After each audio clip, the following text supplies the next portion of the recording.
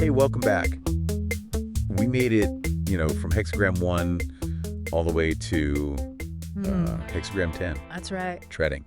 And I have Yeah. to say, after the first 9, this one feels really relevant to just life in general, Oh, for sure. Oh, I yeah. feel like treading really makes you think about, how we move through life with this kind of like Yeah, awareness and caution. Like every step we take, right. there's like a ripple effect. Yeah. And speaking of steps and how we move through life, Mm-hmm. the book we're looking at today by Jordan, he actually connects this whole treading thing to personal happiness, Yes, specifically how we prioritize it. exactly. Okay, I am so here for a conversation about personal happiness. Yeah. So let's talk about that. Right. How does our age, being younger versus older, how does that play into how we tread and how much we focus on our own happiness? I think that's a really fascinating dynamic because when you're younger, there's almost this like instinctual drive to kind of like find your place, you want to, meet a partner or build your career and fit in with everyone your age. Fit in. And really that just boils down to like Right. wanting validation. External validation. or External something. validation, yeah. Oh, I remember those days so clearly. It's like you're on this Oh. treadmill of trying to prove yourself. Constantly. And that's actually where Jordan brings in this concept of level 1 consciousness. Okay. He says that this stage, where we're prioritizing our own happiness above all else is super dominant when we're young. It makes sense when you think about it. Yeah. From an evolutionary perspective, it's all about like establishing yourself. Right. But it can be so stressful Oh, yeah, for sure. because you tie your happiness to all of these external things. Like, if I just get that job, then I'll be happy. Yeah, exactly. And we all know that that's not how it works. Nope. So I'm curious about this shift. Like, as we get older, Okay. what happens to our treading style? Mm-hmm. Does it change? Here's the interesting part. As we age, All right. the need for that validation, External validation. yes, all that external validation, it can start to soften. Naturally. Naturally, yeah. We might find ourselves caring less about what other people think and more about like genuine connection Mhm. and personal fulfillment. So it becomes less about keeping up with the Joneses. Yes, but for a lot of people, there's this natural shift. It makes me think about certain people I know who, as they've gotten older, Yeah. they just seem so genuinely content. Mm-hmm. Like they're less worried about what everyone else thinks and more focused on what matters to them. Yes, absolutely. So it's not a universal thing, Right. but there's potential for this beautiful shift. Yeah. What about the people who maybe they feel a little lost in that transition? I think that's a really important point to acknowledge because it can be tricky. Yeah. Some people struggle with feeling isolated Yeah. or like they're fading into the background as they step away from that need for approval. Right. And this is why it's so valuable to understand these different stages of consciousness, Yeah. It's not about judging yourself or anyone else for where they are, but Yeah. about like recognizing these patterns so we can make more conscious choices about how we're treading. I love that. Yeah. So we've been talking about outward focus as level 1 consciousness. Yeah. What does level 2 look like? You mentioned Jordan's 3 levels earlier. So level 2 is Yeah. all about finding this sense of equanimity. Equanimity. Yeah. It's not that you don't want to be happy anymore. Right. It's about letting go of that constant need to prioritize your own happiness. Okay. It's about finding this inner balance, Yeah. this sense of peace Okay. that isn't dependent on what's happening around you. That sounds amazing. Yeah. But how do we actually get there? Right. That's the question. We can't just decide to be more balanced, right? Exactly. That's where Jordan brings in Okay. the Enneagram. I love the Enneagram. Okay, tell me more. How does that fit into all of this? Well, think about it this way. Your Enneagram type, Mm-hmm. it's kind of like this blueprint of your core motivations Okay. and fears. And all of those like ingrained patterns, Yeah. they really influence how we tread through life. Right. How we approach social situations, I can see that. conflict, even like Maybe some examples. how we go about achieving our goals. Yeah. Yeah. Let's look at a few of the types that Jordan talks about in his book. Okay. So a type 3, the achiever. The achiever. They're all about success and recognition. Yeah. They might be constantly trying to project this image of like, having it all together. Right. And that influences everything from their career choices to their social media posts. Makes sense. What about some other types? Okay, well, a type 9, And 9? the peacemaker. Okay. They're all about harmony. Okay. They might prioritize that above everything else, Yeah. even their own needs. So they're treading super carefully Oh, yeah. to avoid conflict. Exactly. Interesting. What about, Always trying to keep the peace. okay, what about a 6? Oh, Type 6, the loyalist. The loyalist. Right. They're constantly seeking guidance Right. and reassurance from other people. Mm-hmm. So that impacts how they make decisions, Yeah. maybe even leading them to follow rather than forge their own path. Wow, I can really see how these Enneagram patterns play out Yeah. and how people approach, well, everything. For sure. But you also mentioned inherited beliefs earlier. Right. How do those factor in? Well, think about all the values Mm. and perspectives that we absorb from our families and our cultures. Right. Maybe you were raised to be humble Yeah. and respect authority, Mhm. or maybe it was all about competition and being the best. Yeah. All of those ingrained ideas, Yeah. they're shaping how we tread, Mhm. whether we realize it or not. So it's like this combination of our Enneagram Exactly. and our inherited beliefs Yeah. that are influencing how we interact with the world. Yeah, And even how we react in certain situations. absolutely. It's fascinating, isn't it? It is. And becoming aware of those influences, Yeah. I feel like that's a game changer. It really is, because it's like the first step towards understanding Yeah. why we react the way we do and why we make the choices that we make. This is making me think about all those times when I've reacted in a way Mm-hmm. that even surprised me. And I thought, where did that come from? Right. And now I'm realizing that it could be this blend of my Enneagram Yeah. and those deep-seated beliefs that I picked up along the way. That's a really great insight. I know, right? So cool. And it's exactly what Jordan emphasizes. It's not about erasing our Enneagram Right. or trying to change our inherited beliefs. Yeah. It's about recognizing them Yeah. so that we can make more conscious choices. So instead of being controlled by all these patterns, Yeah, we can start to choose a different path. exactly. One that's more aligned with who we truly are. Precisely. Focus on personal happiness, Right. the Enneagram, inherited beliefs. Yeah. But where does hexagram 10 itself, Okay. that idea of treading, Yeah. where does that fit into all of this? Yeah. Like, how does understanding all of this help us to actually tread more effectively in our lives?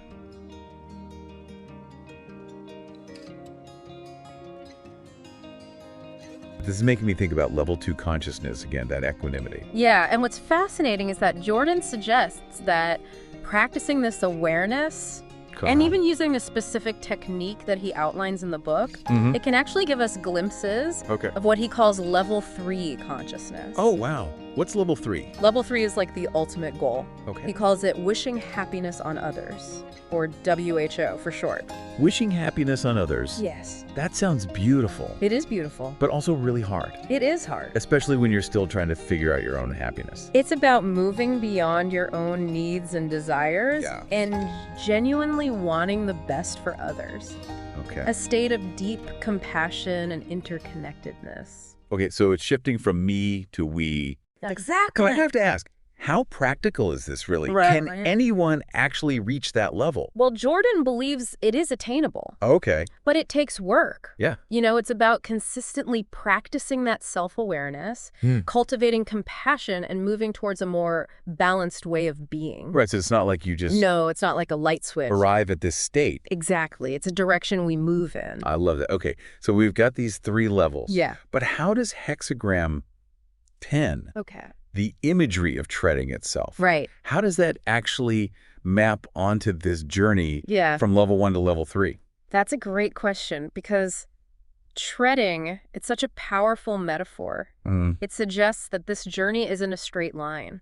Go. It's this back and forth between being cautious and moving forward, Yeah. between honoring your own needs and Right. considering the needs of others. Okay. It's like navigating a winding path. I was going to say, it's like walking a tightrope. Stay so balanced and focused and adaptable Yeah. to stay on track. Uh-huh. But all that adjusting, wouldn't that be exhausting? It can be, for sure. Yeah. But the more aware you are of that internal landscape, Mm. the more skillfully you can navigate. Okay. You start to move with more confidence. Yeah. And even if you stumble, Which we all do we all stumble, at some point. right, but you have the tools and the awareness to get back on track. Okay. So it's less about avoiding mistakes Yeah. and more about approaching life Yeah. with this kind of open, adaptable mindset. Absolutely. You're building resilience through that awareness. Yes. It's so much more empowering than just reacting Yeah. to everything that comes your way. I agree. So this is where Jordan's work gets really practical. Yes, he does. He offers concrete suggestions for how we can tread more mindfully Okay, I love that. in all areas of life. So it's not just theory. Yeah. It's actionable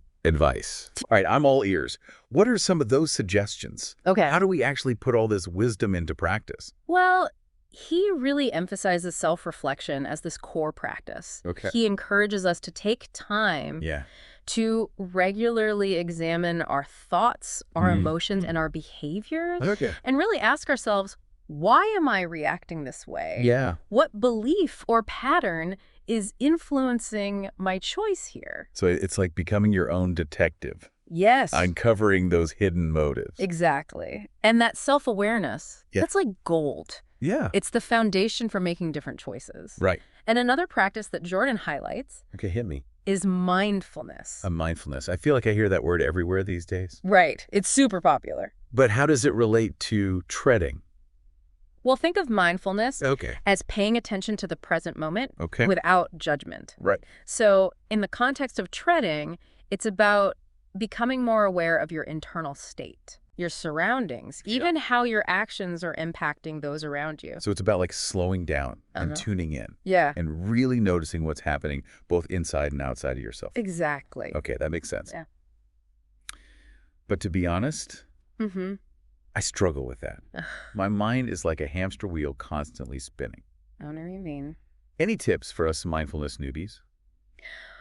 Well, the good news is it doesn't have to be this big, intimidating thing. Okay. Even incorporating small moments of mindfulness throughout your day Mm-hmm. can make a huge difference. Like what? Give me an example. Jordan suggests trying it with everyday activities. Okay. Like, take a few deep breaths before you answer that stressful email. Okay. Really savor your meal instead of just scarfing it down. Right. Pay attention to how it feels to walk Okay. or even just stand in the shower. I love those. Those are great practical tips. Yeah. I can totally see how those little moments of presence could really add up over time. They really do. And beyond mindfulness, Where? Jordan also emphasizes the importance of doing things that nurture your well-being. So it's not just about how we interact with the world. No, it's also about... It's also about taking care of ourselves. Exactly. Think about what fills your cup. Okay. What helps you feel more grounded and balanced? Yeah. It could be spending time in nature, creative pursuits, Okay. yoga meditation, Mhm. even just connecting with loved ones. So treading mindfully Yeah. is about making sure that we're coming from a place of wholeness. Yeah. Because if you're running on fumes, Right. how can you possibly tread mindfully? Couldn't have said it better myself. Our inner and outer worlds, they're Yeah. all intertwined. Right. And when you take care of yourself, you're Yeah. much better equipped to handle the challenges of life Right. and make choices that are truly aligned with your values. This is also inspiring. Yeah. It feels like a blueprint Yeah. for living a more conscious and Yeah. fulfilling life. And it really is. And remember, it's a journey, not a destination. Yeah. There are going to be times when you're off balance, Right. when you react impulsively, when you forget to tread mindfully. Totally. But that's okay. That's part of the process. Yeah. The key is to keep practicing, Yeah. keep learning, Okay. and keep moving forward with that awareness and compassion. So well said. Thank you so much for walking us through this whole exploration of Hexagram 10. Of course. It's giving me a whole new perspective Yeah. on how I want to tread through the world. Mm-hmm. I'm curious, though, Yeah. what does Jordan say about the practical implications of all of this? Okay. Like, how can we actually apply this wisdom to our everyday lives? That's where it gets real, right? He Yeah. doesn't just, leave us hanging with these big ideas. He actually gives us really concrete steps. Give me some tangible things. Like, Yeah. what can we actually do to put this into practice? Well, remember that self-reflection piece we were talking about earlier? Yeah. Jordan really encourages making that a regular practice, Okay. like carving out time to Mhm. really examine your thoughts, Right. your emotions, Yeah. even those knee-jerk reactions we all have, Yeah. and just ask yourself, why did I respond that way? What pattern is influencing my choice here? Yeah, it's like you become this inner detective, Yeah, uncovering the hidden motives behind your actions. exactly. And that awareness, Right. it's so powerful. It's the key to making different choices. Right. Another practice he recommends is Okay, tell me. Mindfulness. Mindfulness. Back for round 2. I know, right? I'm still a little fuzzy on how this connects to treading. Okay, well, think of mindfulness as just paying attention to the present moment without judgment. Right. So in this context, Of treading. yeah, it's about becoming more aware of your internal state. Okay. What's happening around you. Yeah. Even how your actions are affecting the people around you. Okay. It's about slowing down, tuning in, Yeah. and really noticing. Noticing. Yeah. Okay, so it's less about like emptying your mind and more about just becoming present in Exactly. your life in each Yeah. moment. Being present. But full disclosure, I really struggle with that. Oh, me too. My mind is like a hamster wheel, just constantly going. Oh, I know. That treading mindfully, Yeah. it's not just about our outward actions. Right. It's about taking care of our internal state too. Exactly. Making sure you're coming from a place of wholeness. You know, our inner world and our outer world, Yeah. totally interconnected. Yeah. And when you take care of yourself, Yeah. you're so much better equipped to handle whatever life throws at you Okay. and make choices that really reflect your true self. Wow. This has been such a rich conversation. It has. It feels like a roadmap for a more conscious and fulfilling life. It really does. And remember, Yes. it's a journey, not a destination. Exactly. There will be times Yeah. when we're off balance, when we react impulsively, It's all over. when we forget to tread mindfully. Yes, but that's okay. Right. It's about progress, not perfection. Exactly. The key is to keep practicing, keep learning, Yeah. and keep moving forward with that awareness and compassion. Those are words to live by. Thank you so much for taking us on this journey through Hexagram 10. It's been my pleasure. I'm leaving with such a different perspective Ugh. on how I want to move through the world. Well, as we wrap up our time with Hexagram 10, I want to leave our listeners with a question to think about. Okay. Knowing what you now know about all of these influences on your behavior, Yeah. how can you tread more mindfully in your relationships and in your pursuits? Mhm. What small steps can you take today to bring more awareness and Yeah. intention into your life? I love that. Keep exploring. Keep reflecting. And until next time, happy treading. Happy treading.